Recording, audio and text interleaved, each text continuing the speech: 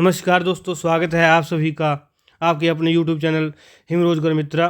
Job की तैयारी जिम्मेदारी हमारी। दोस्तों, जैसे कि आप सभी को पता है, इस चैनल के माध्यम से हम लोग मध्य प्रदेश पटवारी एग्ज़ाम की तैयारी कर रहे हैं, जिसमें हम गणित पढ़ रहे थे और गणित में हमने काफ़ी चैप्टर कंप्लीट कर लिए थे। आज हम बढ़ेंगे अरिथमेटिक प्रोग्रेशन चैप्टर की तरफ, समानांतर श्रेणियों की तरफ।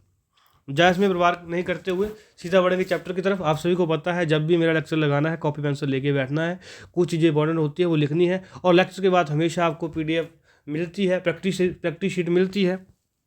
उसको आप हमारे टेलीग्राम चैनल ज्वाइन करके दोस्तों रिसीव कर सकते हैं। तो बढ़ते हैं चैप्टर की तरफ।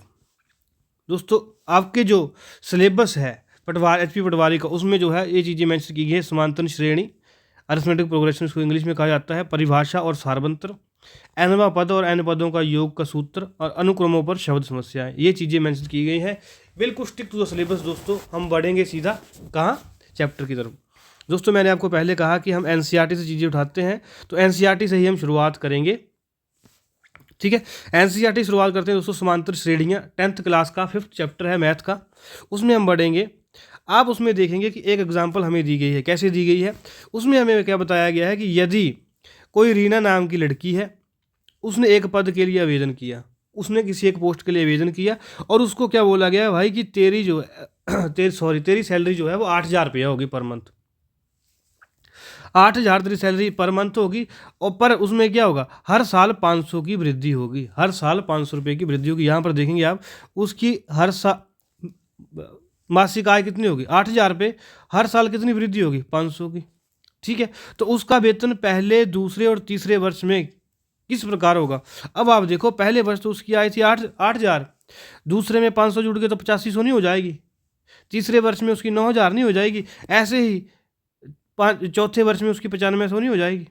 500 का गैप नहीं पड़ता जाएगा यहाँ से यहाँ, यहाँ से यहाँ। ठीक है, ये आपको समझाया गया है। ये चीज़ें क्या निर्माण करती हैं, समांतर श्रेणी का निर्माण करती हैं, या अरिथमेटिक प्रोग्रेशन का निर्माण करती हैं। आगे आपको काफ़ी क्लियर चीज़ें हो जाएंगी। अब जैसे आप ये देखो, एग्जाम्पल और दी गई है। एग्जाम्पल क्यों दे रहा हूँ दोस्तों, कि ताकि आपके मन में पूरी चीज़ें बैठ जाएँ, और आप लोग ऐसा ना समझे कि किताब से ही डिट्टो छाप रहा है। भाई, किताब से अगर आपने खुद पढ़ना है, आप खुद भी पढ़ सकते हैं। मैंने आपको पहले कहा है कि यहाँ पर चीज़ें होंगी बिल्कुल अंडरस्टैंडिंग के साथ और पेपर ओरिएंटेड। ठीक है, जो लोग यूट्यूब पे या कहीं आपको बैच में पढ़ा रहे होंगे, उन्होंने भी यही से चीज़ें उठाई हैं। बस वो ये क्लेम नहीं कर रहे कि उन्होंने NCERT से चीज़ें उठाई हैं। ठीक है, अब दोस्तों बढ़ते हैं। शकीला है, शकीला ने अपनी पुत्री की गुल्लक में 1,000 रुपये तब डालती है जब वह 1 वर्ष की हो जाती है, और प्रत्येक वर्ष उसके बाद 50 रुपये की वृद्धि कर देती है। क्वेश्चन के अनुसार क्या बोला गया कि बोले शकीला है, उसकी एक बेटी होती है। ठीक है, जब वो 1 साल की होती है, उसके अकाउंट में वो 100 रुपये, जब गुल्लक में 100 रुपये डाल देती है, और हर साल 50-50 रुपये बढ़ाते चली जाती है। तो पहले वर्ष क्या होगा, 100 होगी, दूसरे वर्ष 150, तीसरे वर्ष 200, चौथे वर्ष 250 नहीं हो जाएगी, ऐसे बढ़ती चली जाएगी, 300, फिर 350, ऐसे बढ़ती चली जाएगी। तो ये चीज़ें कहीं ना कहीं कहाँ निर्माण करेगी, समांतर श्रेणी का निर्माण करेंगी, अरिथमेटिक प्रोग्रेशन का निर्माण करेंगी। अब देखो आप इसको, जैसे ये है 1 2 3 4, 100 70 40 10, -3 -2 -1 0, 3 3 3 3 3, आगे -1 -1.5 -1.2 -2.5। दोस्तों, सूची में प्रत्येक संख्या क्या है, प्रत्येक संख्या एक पद कहलाती है। ये आपको गौर करने योग्य चीज़ है कि सूची में, ऊपर दी गई सूचियों में, इनमें हर संख्या क्या कहती है, टर्म टर्म टर्म टर्म पद कहलाती है। ठीक है, ये आप ध्यान में रखेंगे।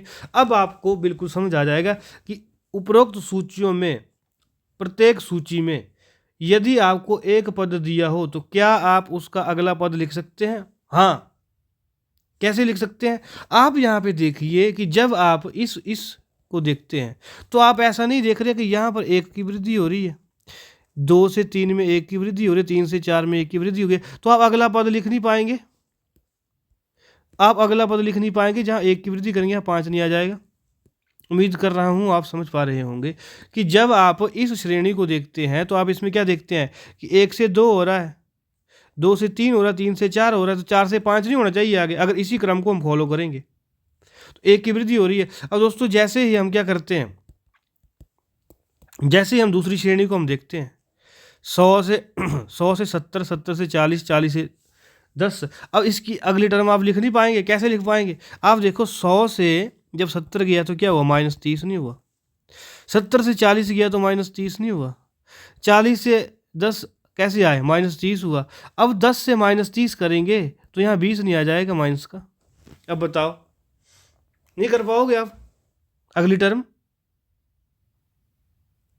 तो इसीलिए यहाँ क्या बोला गया है, एनसीईआरटी क्या बोल रही है कि प्रत्येक पद अपने पिछले पद से एक अधिक है। एक पहली उदाहरण में यस बिल्कुल एक अधिक है, और दूसरी उदाहरण में क्या है, प्रत्येक पद पिछले पद से 30 कम है। बिल्कुल, मैंने आपको अभी एग्जाम्पल से बताया।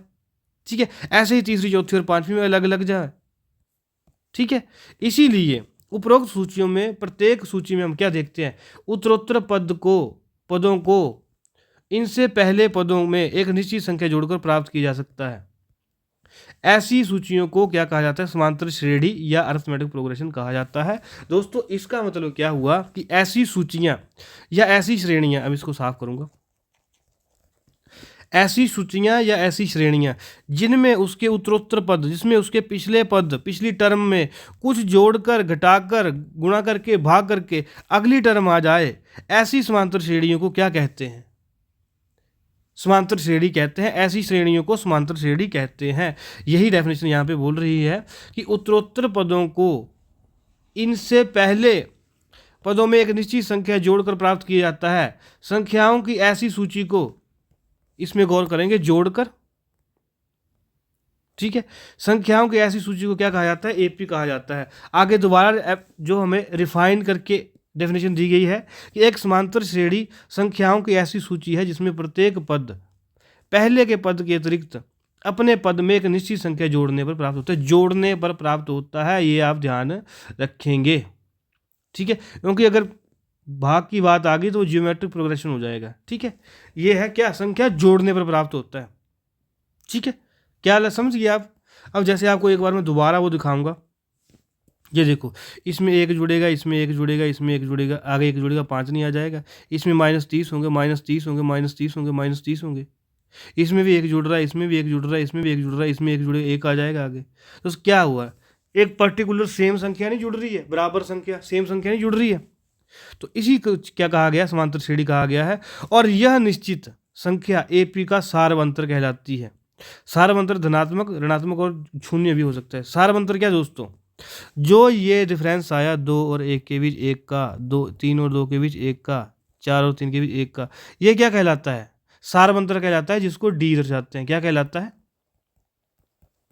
सार्व अंतर कहलाता है। ठीक है, और यहाँ पर क्या है, -30 का है, तो -30 क्या है, यहाँ पे डी है, उसको क्या कहा जाता है, सारवंतर।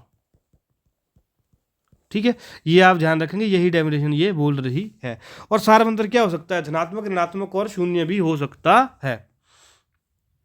ठीक है दोस्तों, अब देखेंगे आप टर्मिनोलॉजी। पहले पद को A1 कहा जाता है, दूसरे को A2 कहा जाता है, इसी तरीके से nवें पद को AN कहा जाता है, और सारवंतर क्या होता है, D। इसीलिए AP क्या बन जाती है हमारे पास, A1 A2 A3 AN तक बन जाती है। कैसे, पहली टर्म A1, दूसरी A2, तीसरी A3, ऐसे दोस्तों हमारे पास AP बन जाती है। आगे आपको काफ़ी समझ आएगा। अब आप यहाँ पे देखो, जब यहाँ पर क्या बोला गया है, पहली टर्म है A, दूसरी है A+D, तीसरी है A+2D, चौथी है A+3D। दोस्तों ये आप ध्यान रखेंगे कि A को A1 बोला जाता है, A+D को A2 बोला जाएगा, इसको A3 बोला जाएगा, इसको A4 बोला जाएगा।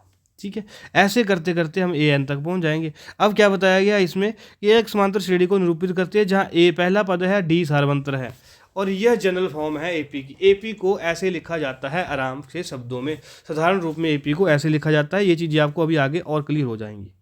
ठीक है, अब बढ़ेंगे आगे। चलो ये तो ठीक है। इसमें बताया गया है कि AP एक परिमित AP है। क्यों परिमित AP? अब यहाँ पे देखिए आप, जैसे आपको ऊपर एग्जाम्पल दूं मैं कहीं, यहाँ तो कोई नहीं आएगी, अभी मैं देता हूँ आपको एग्जाम्पल, कि जैसे अभी एग्जाम्पल दे देता हूँ। एग्जाम्पल आप ये देखिए कि जैसे हमारे पास कोई AP दे दी है, AP दे दिया है 2 4 6 8 10 12, बस इतनी टर्म दी है। इसके आगे ऐसे डॉट डॉट नहीं लगा है। तो इसका मतलब क्या है कि इसमें सीमित संख्याएं हैं। कितनी संख्याएं इसमें, 1 2 3 4 5 6, 6 संख्याएं हम गिन पा रहे हैं।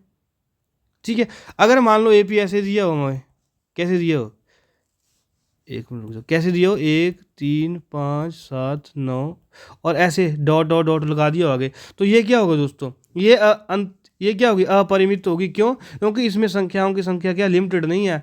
डॉट डॉट का मतलब है कि आगे कहीं तक भी संख्या जा सकती है, तो इसको क्या कहा जाएगा, इनफाइनाइट एपी, अपरिमित एपी कहा जाएगा इसको। और इसको क्या कहा जाएगा, परिमित एपी, जिसमें संख्याओं की संख्या क्या है, लिमिटेड है। ठीक है। और जो ये अपरिमित संख्याएं हैं, अपरिमित एपी है, अपरिमित समांतर श्रेणी है, उनमें क्या होता है दोस्तों, अंतिम पद नहीं होते हैं। अब आप यहाँ पे देख सकते हैं, यहाँ पे अंतिम पद तो 12, पर यहाँ पे डॉट डॉट डॉट अंतिम पद नहीं है ना आपके पास कोई भी। ठीक है। अब जैसे कोई एग्जांपल ले लेते हैं। ठीक है। जैसे आपको क्या दिया हो, अब यहाँ पे देखो, आप यहाँ पे आपको एक उदाहरण दी है कि यदि प्रथम पद ए 6 हो और सारवंतर डी 3 हो, तो एपी क्या बन जाती है, 6 9 12 एपी बन जाती है। कैसे बनेगी, अब आप यहाँ पर देखो, यहाँ पर मैं आपको निकाल के बताऊंगा कि यदि ए क्या 6 दिया है, डी क्या दिया है, 3 दिया है। अब ए को हमने क्या बोला था, ये A1 है, पहली टर्म है, पहला पद है। अगर हमने A2 निकालना हो तो उसका फार्मूला क्या होता, A प्लस डी नहीं होगा। तो A2 क्या, A प्लस डी कितना आएगा, 6 + 3 9 नहीं आ जाएगा। अगर हमने तीसरी टर्म निकालनी, उसको क्या बोलते हैं, A3, तीसरा पद निकालना उसको क्या बोलते हैं, A3। तो उसमें क्या करेंगे, A + 2D नहीं करेंगे, तो A + 2D करो इसमें। ठीक है। ए क्या है, 6 + 2 × 3, ये कितना आ जाएगा, 12 नहीं आ जाएगा। ऐसे ही अगर हम A4 निकालना चाहेंगे, A + 3D नहीं करेंगे इसमें, ये क्या आ जाएगा, 6 + 3 × 3, ये क्या है, 3 3 9 और 6 15 नहीं आ जाएगा। इसी तरीके से अगर हम पांचवा पद निकालना चाहेंगे, A + 4D नहीं आ जाएगा वो, उसको कैसे निकालेंगे, 6 × 4 × 3, ये कितना आ जाएगा, 4 3 12, तो 6 18 नहीं आ जाएगा। उम्मीद कर रहा हूँ अब आप ये वाली एपी समझ चुके होंगे, ये वाली एपी। ठीक है। ऐसे ही बाकी में बताया गया है। अब क्या बताया गया कि यदि आपको ए और डी ज्ञात हो तो आप एपी लिख सकते हैं। हाँ, हम एपी लिख सकते हैं, अभी मैंने आपको लिख के बताई है। ठीक है। अब दोस्तों जैसे है ये उदाहरण आता है पहला हमारे पास कि एपी दी गई है, ये के लिए प्रथम पद ए और सारवंत लिखिए। अब आपको जैसे मैंने सबसे पहले आपने क्या पहचान करनी है कि भैया ये परिमित एपी है, अपरिमित, ये अपरिमित नहीं है, इनफाइनाइट नहीं है। क्यों, ये देखो डॉट डॉट डॉट लगे। ठीक है। अब दोस्तों मैंने आपको क्या होता है, पहला पद क्या होता है, ए होता है, तो यहाँ पर पहला पद क्या आ जाएगा, ए नहीं आ जाएगा। और डी सारवंतर पूछा गया है, भाई इसमें से ये घटा दो, सेकंड टर्म में से क्या करो, पहले पद में दूसरे पद में से पहला पद 1/2 - 3/2, क्या करेंगे, ये ऐसे करेंगे, ये तो आप सभी को पता ही है, 1 - 3 -1 आ जाएगा। ठीक है। अगर आपको अभी भी तसल्ली नहीं है कि डी यही होगा, दोस्तों जो भी लगातार संख्याएं होंगी एपी में उनका डी बराबर आएगा। ठीक है। कैसे, अब देखो अगर हमने यहाँ से कंफर्म करना इन दोनों से, तो तीसरी में से दूसरी घटाएंगे, तो ये क्या आ गया, -1 नहीं आ गया। अब बताओ डी क्या, -1। ये आपको बेसिक अंडरस्टैंडिंग बनाने के लिए बता रहा हूँ, ऐसा उत्तर आपको क्वेश्चन जो है पेपर में नहीं आएगा। ठीक है। अब चलते हैं अगला क्वेश्चन, अगले क्वेश्चन में देखेंगे। अब देखो दोस्तों ये बताया गया है, इसमें क्या पूछा गया है कि संख्याओं की निम्नलिखित सूचियों में से कौन सी एपी नहीं है। अब यहाँ पे गौर करेंगे कौन सी एपी नहीं है, और यदि इनमें से कोई एपी है तो अगले दो पद बताइए। सबसे पहले दोस्तों आपने क्या चेक करना है, अब जैसे मान लो पहली एग्जांपल ली है इन्होंने, हम भी लेंगे अपने तरीके से करवाऊंगा मैं आपको, इनको करने तो जो करते हैं। पहली क्या एपी दी गई है हमें, 4 10 दिया गया है, सॉरी 4 के बाद क्या दिया गया है 10, फिर क्या दिया गया 16, फिर क्या दिया गया 22। ठीक है। सबसे पहले आपने क्या चेक करना है, इसका ए क्या है, 4 नहीं है।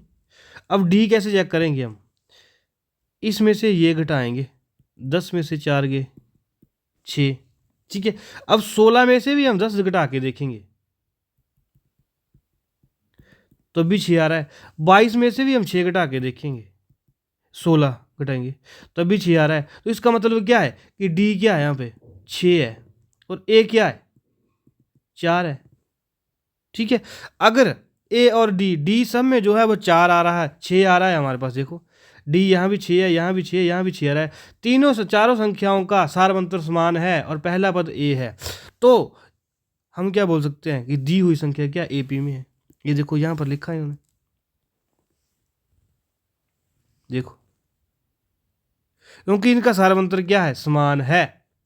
ठीक है, अब देखो आप लोग यहाँ पे एक मिनट देख पाएंगे कि जब इन्होंने बोला कि यदि एपी में है तो अगले दो पद बताइए। अब आप मेरे को ये बताओ कि ये था A1, ये था A2, ये था A3, ये था A4। अब हम क्या निकालेंगे, A5 नहीं निकालेंगे। A5 कैसे आएगा, A5 कैसे आएगा? या तो हम 22 में क्या करेंगे, सार्वंतर डोल देंगे, थे 28 आ जाएगा। A6 कैसे आएगा, फिर हम 28 में 6 जोड़ देंगे, 34 आ जाएगा। बताओ, ये नहीं लिखी है इन्होंने, ये देखो। उम्मीद कर रहा हूँ आप समझ पा रहे होंगे, अभी तक कर पाएंगे ऐसा। अब चलेंगे अगली एग्जाम्पल की तरफ। अगली एग्जाम्पल एक ले लेते हैं, और नहीं तो समय ज़्यादा हो जाता है, फिर बच्चे बोलते हैं कि लेक्चर लंबे करवाते हैं, ये वो सो। ठीक है, अब बढ़ते हैं अगली। अब ये देखो, आप कौन सी देखो, एग्जाम्पल नंबर 3 देखो। तीसरी एग्जाम्पल क्या है, ये है तीसरी एग्जाम्पल हम ले रहे हैं। यहाँ पे एपी क्या दिया है हमें, एपी नहीं, श्रेणी दी, एपी नहीं बोलेंगे अभी, अभी तो हम चेक करेंगे। ठीक है, -2, -2, -2, -2, -2। ठीक है, -2, 2, -2, 2। ठीक है, अब यहाँ पर हम क्या ले लेते हैं, ए ले लेते हैं, -2 पहला पद को ये मानेंगे। जब हम डी निकालेंगे तो इसमें से हम इसको माइनस करेंगे, तो 2 में से -2 गए तो ये जमा 2 4 नहीं हो जाएगा। अब इसमें से हम इसको माइनस करेंगे तो यहाँ पर क्या आ जाएगा, -2, ये -4 नहीं आ जाएगा। अब जब हम इसमें से इसको माइनस करेंगे तो ये क्या हो रहा है, डी यहाँ पर 2 जमा 2 4 नहीं आ रहा है। तो आप ये देख सकते हैं कि यहाँ पर डी 4 है, यहाँ पे -4 है, यहाँ पर 4 है। दोस्तों जहाँ पर जो है सार्वंतर डी जो है क्या है, सार्वंतर समान नहीं होगा, वो क्या होगी, वो एपी नहीं होगी। ठीक है, ये आप ध्यान रखेंगे। इसलिए जो ये श्रेणी है ये क्या है, एपी नहीं है। ठीक है, अब समझ चुके होंगे आप कि जब सार्वंतर समान आएगा तभी क्या होगा, वो एपी में होगी। और सार्वंतर आपको इन सब में 5-6 संख्या दी होगी, उसमें सब में चेक करना है। ठीक है, अब बढ़ेंगे आगे। ये दोस्तों आपको इन्होंने एक्सरसाइज दी है, लेकिन मैं आपको लास्ट में क्वेश्चन दूंगा। अब बढ़ते हैं थोड़ा अगले कंसेप्ट की तरफ। अब दोस्तों अगला कंसेप्ट हमारे पास आता है कि एपी का एनवा पद ज्ञात करना है। एपी का एनवा पद ज्ञात करना है, कैसे करेंगे, काफ़ी आसान चीज़ें हैं ये, आपको घबराने की जरूरत नहीं है। उसके लिए दोस्तों मैं आपको सीधा लेके चलूँगा कहाँ, फॉर्मूले की तरफ, वहाँ आपको सब चीज़ें याद हो जाएंगी।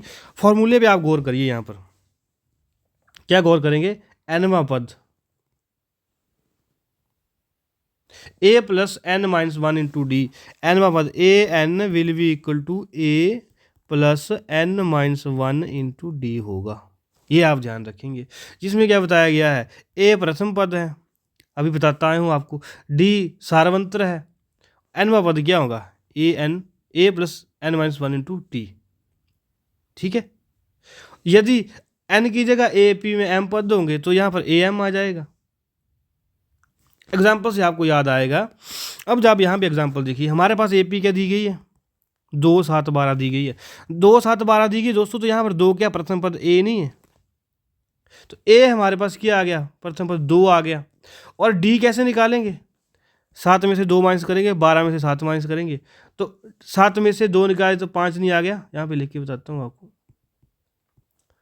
ठीक है, 7 में से 2 गए तो भाई 5 नहीं आ गया, 12 में से 7 गए तो 5 नहीं आ गया।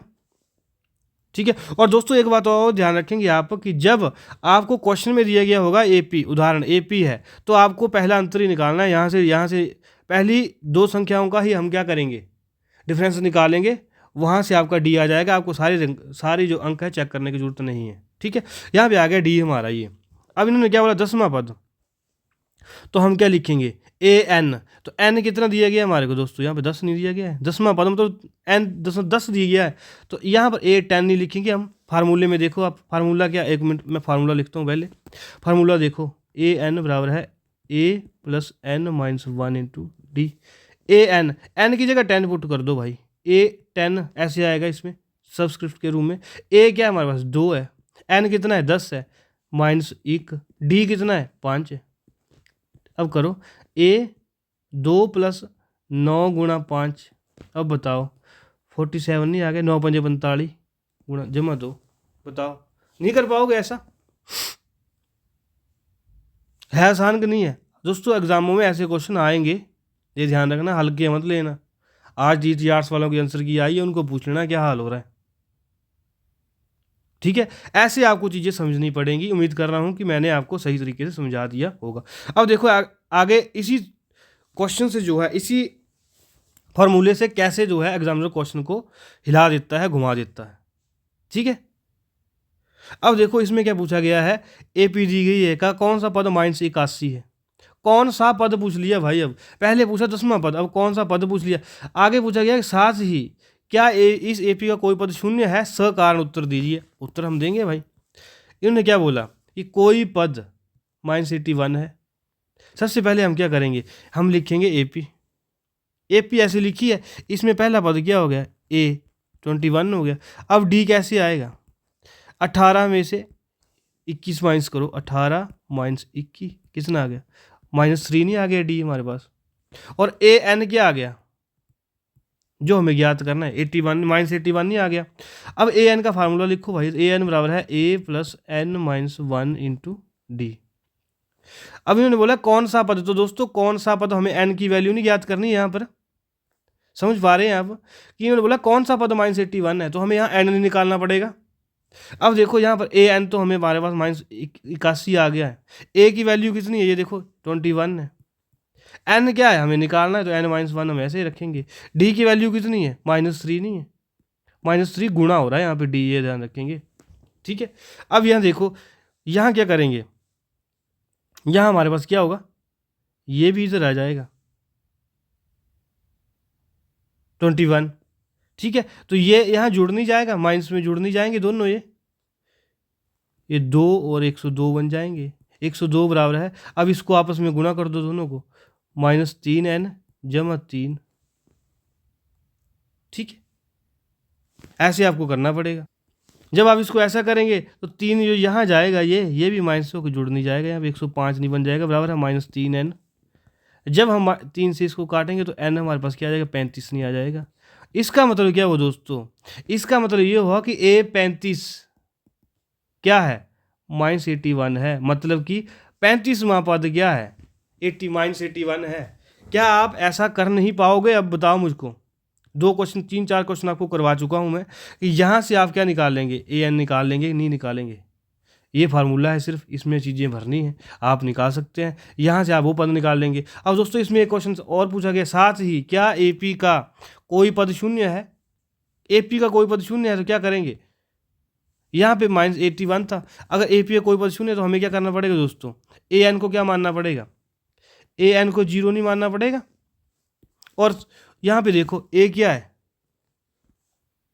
21, अब देखो ए है 21, डी है -3, ठीक है? अब फार्मूला लगाओ ए एन का, A plus N minus 1 into D. A N क्या है 0, ए की value 21 plus N minus 1 into D कितना है -3। अब बताओ यहाँ पर ये इधर जाएगा तो -21 नहीं हो जाएगा, यहाँ पर n - 1 है गुणा -3 है, इस 3 से ये कटेगा 7 नहीं आ जाएगा, तो n - 1, n बराबर है 8, उत्तर नहीं आ जाएगा हमारा। बताओ जब ये -1 इधर जाएगा जमा नहीं हो जाएगा, तो n बराबर है 8, तो 8वां पद क्या होगा, जाएगा 0 नहीं हो जाएगा। अब मेरे को बताओ कि क्या आपको समझ नहीं आया, क्या आपको समझ नहीं आया कि कैसे होगा। हर क्वेश्चन काफ़ी बारीकी से समझाया जा रहा है दोस्तों, बाकी आपको प्रैक्टिस के लिए दूंगा तो आपकी चीज़ें आपको काफ़ी क्लियर हो जाएंगी, ठीक है? अब आप देखो एक और तरीके के क्वेश्चन इसमें पूछे जाते हैं, कैसे, ये देखो क्वेश्चन क्या पूछा गया है, वह एपी ने राज्य कीजिए जिसमें तीसरा पद क्या हो, 5 हो और 7वां पद 9 हो, ठीक है? ऐसे क्वेश्चन एग्जाम में आते हैं,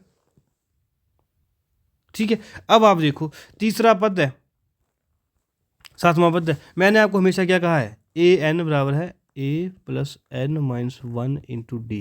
ये फॉर्मूला दोस्तों आपको ताउम्र काम आएगा, वेदर आपका पटवारी का पेपर दे रहे हो चाहे नहीं दे रहे हो, ताउम्र काम आएगा। ठीक है, अब यहाँ पे देखो इन्होंने क्या बोला, A3 तीसरा पद क्या है 5 है, तो n की वैल्यू क्या आ जाएगी 3 नहीं आ जाएगी। सातवां पद तो n की वैल्यू 7 नहीं आ जाएगी। अब देखो तीसरे पद को इन्होंने क्या लिखा A3 लिखा, ये देखो, और इस फार्मूले को मैं यहाँ उठा के रखता हूँ, रुक जाओ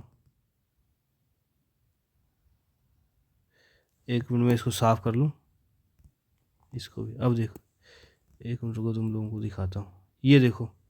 अब देखो यहाँ पे a की वैल्यू 3 नहीं, n की वैल्यू 3 नहीं आ गई, ये a ऐसे है, ये n की जगह 3 भर दिया, -1 इंटू डी लिख दिया।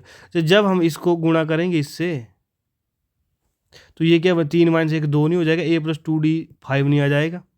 और जब यहाँ a7 n की जगह 7 भरा हमने, तो a + 6d नहीं आ जाएगा, = 9। अब हम क्या करेंगे दोस्तों, अब हम क्या करेंगे, इससे इसको माइनस कर देंगे। जब हम इस इक्वेशन से इस चीज़ को माइनस करेंगे तो हमारे पास क्या आ जाएगा, हमारे पास क्या आ जाएगा a से। अब देखो इसको मैं सीधा करके लिखता हूँ, a + 6d minus a minus 2d, यहाँ पर बराबर है क्या है 9 है, ये 5 है, इससे ये भी माइनस होगा, यहाँ पे आएगा 4, यहाँ पे से क्या आएगा 4d आएगा। तो d हमारे पास a से तो ये माइनस हो जाएगा, 0 आ जाएगा ना, तो d बराबर है 1 नहीं आ जाएगा हमारे पास। अब मान लो d हमारे पास 1 आ गया, इस इक्वेशन में हम क्या करेंगे, d की वैल्यू 1 पुट कर दो, a + 2 इंटू 1 बराबर है 5, तो a की वैल्यू 3 नहीं आ गई। क्या आप कर पाएंगे, क्या आप समझ रहे हैं कि मैंने क्या किया अभी? एक बार दोबारा देखेंगे इस सवाल को, ये क्वेश्चन थोड़े से आपको मुश्किल लग सकते हैं लेकिन है नहीं। ठीक है, हम क्या करेंगे दोस्तों, इन्होंने क्या बोला कि कोई ऐसी एपी निर्धारित कीजिए जिसमें क्या हो, तीसरा और सातवां पद क्या हो, पांचवा और सातवां पद क्या हो, तीसरा और सातवां पद क्या हो, 5 और 9 हो। ठीक है, हमने क्या किया, हमने सबसे पहले क्या लिखा, तीसरा पद बोला इन्होंने और सातवां पद, तीसरा पद क्या लिख लिया, तीसरा पद हमने क्या लिख लिया a + n - 1 इंटू डी।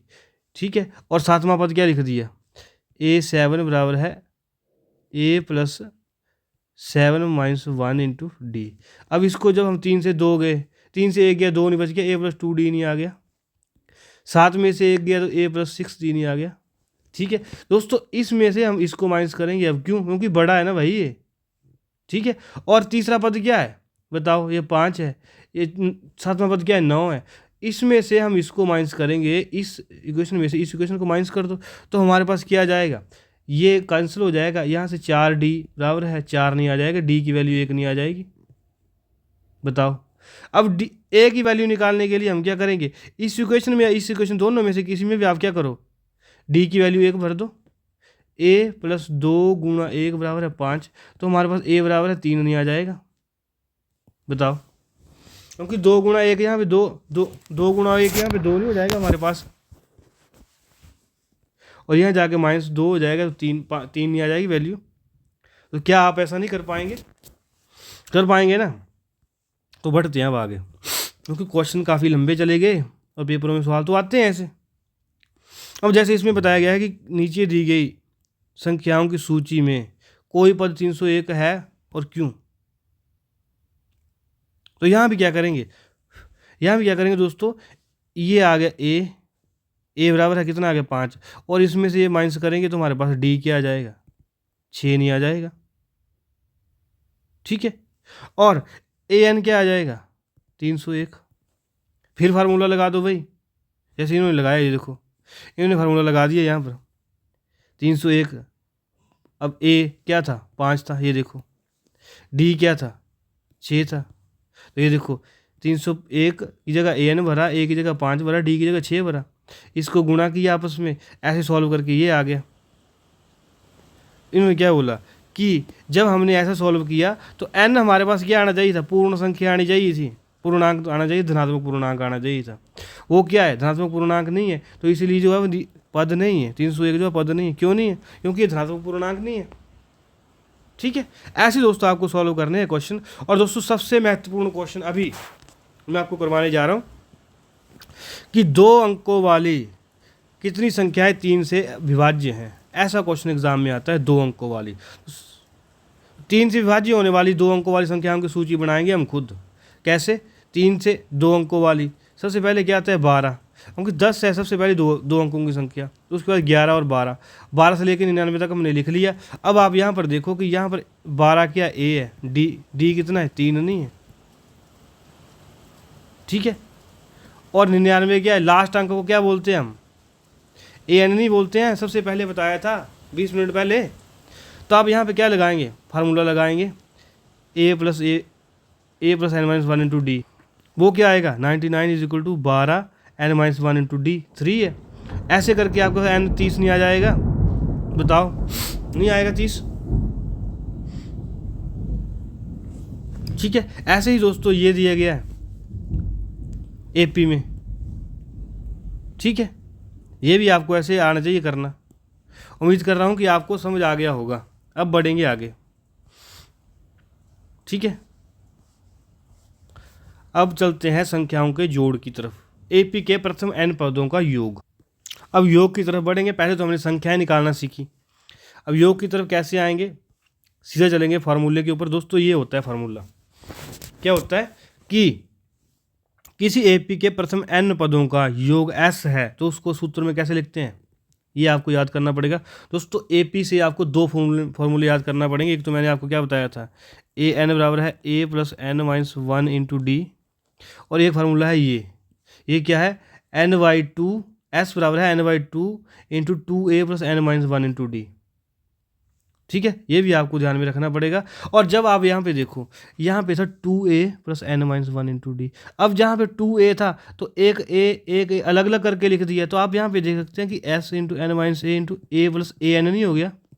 ये पूरा फार्मूला भाई ए एन का नहीं है, देखो ये जो लिखा हुआ है ये पूरा फार्मूला ए एन का नहीं है। तो हमारे पास क्या हो गया, ये देखो n by two into a plus a n को कभी कभी हम एल भी लिख देते हैं, तो n by two into a plus l, a N क्या होता है, अंतिम पद होता है। 50 बार बता चुका हूँ अभी तक आपको, ठीक है। क्या ये फार्मूला याद नहीं कर पाओगे आप लोग, ये वाला बताओ भाई, नहीं कर पाओगे तो भाई पेपर में नहीं हो पाएगा कुछ भी। ये मेरी बात याद रखना, ये आपको याद ही करना पड़ेगा, ठीक है। 2 फार्मूले बता दिए मैंने अभी तक, कौन कौन से, एक फार्मूला बता दिए भाई ये, एक फार्मूला बता दिए मैंने ये ए एन बराबर है A plus N minus 1 into D.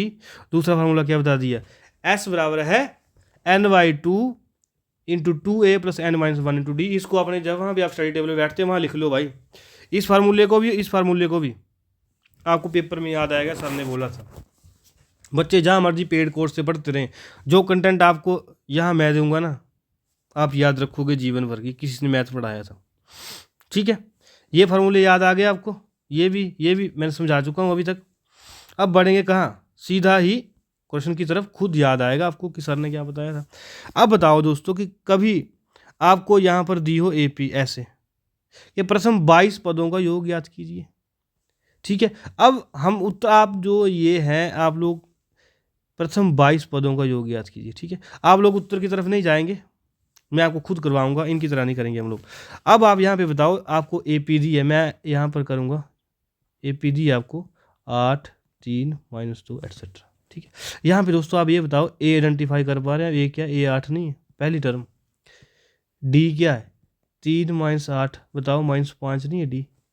22 पदों का बताया तो एन आपके पास 22 नहीं है, ठीक है। अब दोस्तों आपको क्या करना पड़ेगा, फॉर्मूला याद करना पड़ेगा। S22 कितना होगा, n/2, फार्मूला क्या होता है 2a plus N minus 1 into D, ये होता है फार्मूला। अब बताओ भाई, यहाँ पे मैं एस एन लिखता हूँ फिलहाल।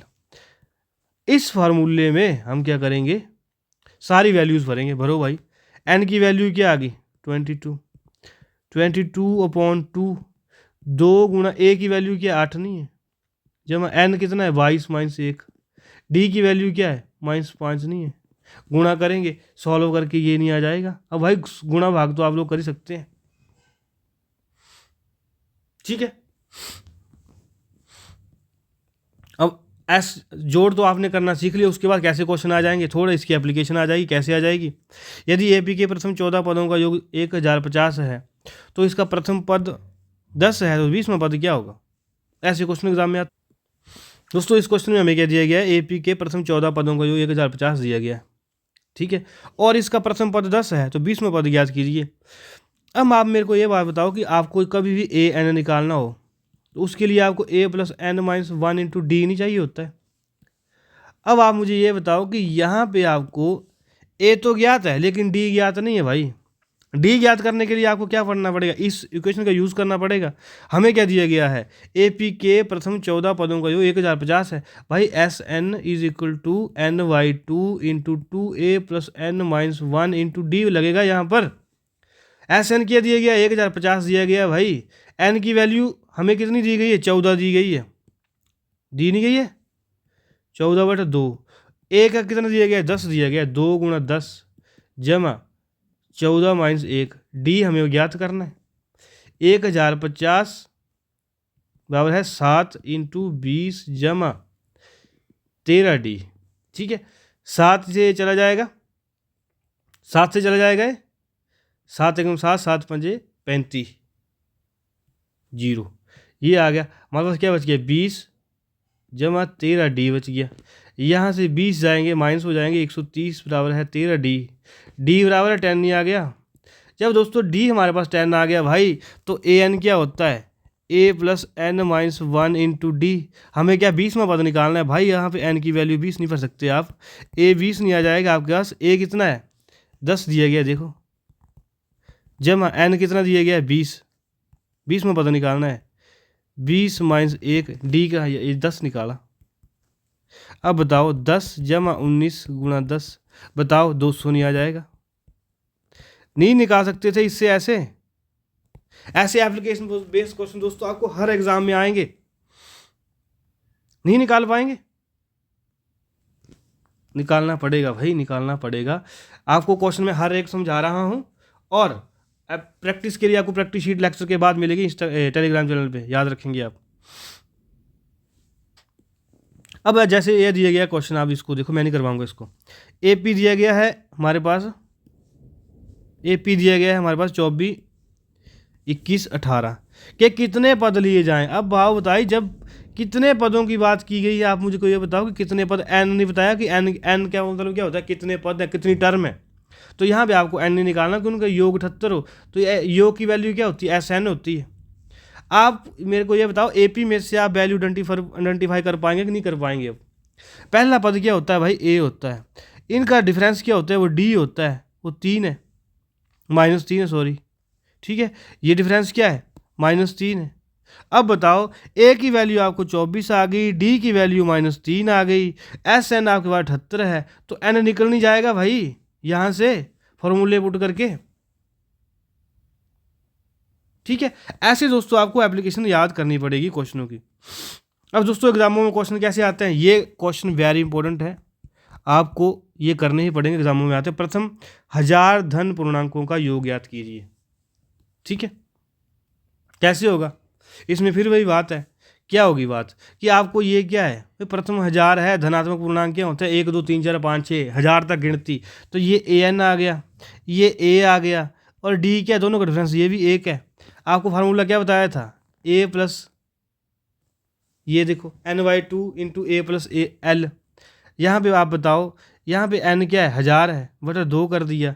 आगे क्या किया, पहला पद 1 जमा 1000, ये गुणा करके ये आंसर नहीं आ गया। अब बताओ कहाँ दिक्कत आएगी आपको, जब आपको ये फार्मूले याद होंगे। और दोस्तों फार्मूले तो आपको याद करना पड़ेंगे, ठीक है। अब जैसे मान लो दोस्तों कि एग्जामिनर आपको क्वेश्चन जो है वो घुमा के टफ डालेगी, भाई बच्चों से हो ही ना, वो कैसा क्वेश्चन डालेगा, वो डालेगा ऐसा क्वेश्चन कि संख्याओं की उस सूची के प्रथम 24 पदों का योग ज्ञात कीजिए जिसका n वां पद क्या हो, AN = 3 + 2n हो। अब देखो दोस्तों, मैंने आपको क्या बताया हमेशा ही कि AN है, ठीक है, 3 + 2n दिया गया है। अरे भाई आप यहाँ से A1 निकालो ना, n की वैल्यू 1 पुट करो, n की वैल्यू 1 पुट करो, 3 जमा 2 × 1 5 नहीं आ जाएगा। A2 क्या हो जाएगा, n की वैल्यू 2 पुट कर दो, 3 जमा 2 × 2, ये 4 3 7 नहीं आ जाएगा। इसी तरीके से AC पुट करोगे 9 नहीं आ जाएगा, तो आपके पास AP क्या बन जाएगी, 5 7 9 11 नहीं बन जाएगी AP। अब जब आपने AP बना ली भाई, तो क्वेश्चन क्या हो गया, अब ये ए आ गया, ठीक है, ये आपके पास वैल्यू क्या आ गई, ये वैल्यू क्या आ गई आपके पास, ये ए नहीं आ गया 5, और डी क्या, दोनों का डिफरेंस 2 नहीं आ गया। जब आपके पास ए और डी दोनों आ गए तो अब मेरे को ये बताओ कि आप एस एन नहीं निकाल पाओगे, अब नहीं निकाल पाओगे, बताओ निकाल पाओगे ना, यही आपको करना है हर क्वेश्चन में ऐसे ही, ठीक है। इस तरीके से दोस्तों यही सब चीज़ें थी हमें पढ़ने लायक, किसमें, इसमें एपी के चैप्टर में। बाकी अब मैंने आपको हमेशा कहा है कि आपको क्या मिलेगी, प्रैक्टिस मिलेगी, शीटें, वहाँ पे आप क्या करेंगे, हमेशा प्रैक्टिस। ये क्वेश्चन जो है वो काफ़ी आसान है, पहले 3-4 क्वेश्चन आपकी अंडरस्टैंडिंग के लिए जो मैंने पहले समझाए थे, खुद करेंगे इसको ट्राई तभी आएंगे। अब जैसे आप ये देखो भाई, ऐसे क्वेश्चन आपको एग्जाम में आ सकते हैं, कैसे, अब देखो इसमें क्या दिया गया, व्हाइट पेन लूँगा मैं अभी 1 मिनट के लिए। एपी का पहला पद 5 है तो ए बराबर है दोस्तों 5 नहीं आ जाएगा। सारवंतर क्या है, 4 है। 15वां पद आपको ज्ञात करना है, बताओ भाई, खुद कर पाओगे मेरे को लगता है अभी आप लोग हंस हंस के कर रहे होंगे आप लोग सारे अभी ये क्वेश्चन। अब देखो ए एन बराबर है A plus N minus 1 into D, ये फार्मूला है, रामबाण है, याद करना पड़ेगा। अब बताओ भाई, यहाँ पे ए एन और डी की वैल्यू भर दो, एन कितना है भाई, एन 15 है, 15वीं टर्म याद करनी है ना आपको, तो एन 15 है सॉरी। अब यहाँ पे देखो ए 15, ए कितना है 5 है, ए की वैल्यू 5 है, एन कितना है 15 माइनस 1 गुणा डी कितना है 4 है। अब बताओ 5 जमा 14 गुणा 4, 4 चौके 56 और 5 61। बताओ उत्तर बी ऑप्शन नहीं आएगा करेक्ट। कैसे नहीं आएगा करेक्ट, जब आपको मैंने फार्मूले 10 बार 20 बार 30 बार हटाए हैं, क्यों नहीं आएगा आंसर, आएगा कि नहीं आएगा, बताओ। ऐसे ही दोस्तों आपको आगे वाले क्वेश्चन करने हैं, हर क्वेश्चन फार्मूला बेस है, काफ़ी बारीकी से मैंने समझाया है। अगर आपका कोई दोस्त मित्र भाई बहन 10वीं में पढ़ता हो, उसको एपी का चैप्टर नहीं आता हो, भाई एक बार वीडियो दिखा देना, गारंटी है उसको नहीं समझाए, ठीक है। अब देखो जैसे दूसरा क्वेश्चन क्या दिया गया है, यदि एपी का 7वां पद 2500, 13वां पद 4300, तो सारवंतर क्या होगा भाई, एपी का 7वां पद, तो एपी का 7वां पद क्या हो गया, A7 नहीं हो गया वो, A7 क्या हो गया 25 हो गया। और यहाँ पर क्या दिया गया है, A13 कितना दिया गया, 43 दिया गया है। 13वां पद क्या दिया गया, 43 दिया गया। अब मेरे को ये एक बात बताओ कि जब आपको क्या लिखना हो, AN लिखना हो, उसको आप क्या लिखते हैं, A plus N minus 1 into d लिखते हैं। भैया इस फार्मूले में n को 7 रख दो, कैसे लिखेंगे, A plus 7 minus 1 into D नहीं रखेंगे, इसमें n को 13 रख दो, A plus 13 minus 1 into D, ऐसे नहीं लिख पाओगे आप, बताओ, ठीक है। ये कितना आ जाएगा, A प्लस 6 डी नहीं आ जाएगा, ये कितना आएगा, A प्लस 12 डी नहीं आ जाएगा, ठीक है। अब क्या करेंगे, इसमें से इसको घटा देंगे, घटा देंगे, घटाव कर दो, इसमें से इसको घटाया तो ये से ये तो चला गया, ये क्या बच गया 6D, तो इसमें से ये भी माइनस नहीं होगा मेरे भाई, ये भी माइनस नहीं होगा, 43 में से ये गया तो 18 नहीं आ जाएगा। डी की वैल्यू बताओ, 3 आएगी कि नहीं आएगी, 6 3 18, 3 नहीं आएगी, क्यों नहीं आएगी भाई, क्यों नहीं आएगी, दौड़ी हुई आएगी जब आपको फार्मूले याद होंगे, AND पहचान पाओगे। ऐसे ही दोस्तों आपको सारे क्वेश्चन करने हैं, उम्मीद कर रहा हूँ मैंने कोई कमी नहीं छोड़ी अपनी तरफ से कि आपको कोई भी क्वेश्चन ऐसा हो ना जो ना आता हो, सब प्रकार के क्वेश्चन मैं करा चुका हूँ। ये क्वेश्चन आपको मैं दे रहा हूँ सिर्फ प्रैक्टिस के लिए, ठीक है, ये क्वेश्चन मैं आपको दे रहा हूँ प्रैक्टिस के लिए। दोस्तों ये आप हमारा यूट्यूब चैनल ज्वाइन कर सकते हैं इस QR कोड को स्कैन करके, इस QR कोड को स्कैन करके हमारा इंस्टाग्राम चैनल ज्वाइन कर सकते हैं, इस QR कोड को स्कैन करके हमारा टेलीग्राम चैनल ज्वाइन कर सकते हैं। किस चीज़ के लिए, अगर आपको इस लेक्चर की PDF चाहिए, प्रैक्टिस शीट चाहिए, ठीक है।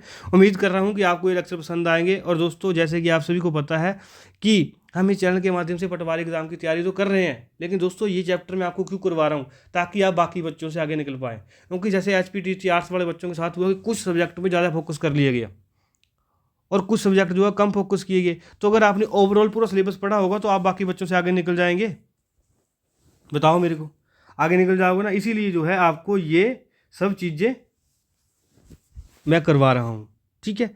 और आज HPTT आर्ट्स वाले बच्चों के आंसर की आई है। अगर आप लोगों को लगता है कि कट ऑफ की प्रेडिक्शन कैसी होगी, कितनी होगी, तो मैं डिस्क्रिप्शन में एक लिंक दे दूंगा, उस फॉर्म को आप भरेंगे, आपको टीटी आर्ट्स की कट ऑफ का अंदाज़ा वहाँ से हो जाएगा। दोस्तों मिलेंगे नई वीडियो नए जोश के साथ, तब तक धन्यवाद।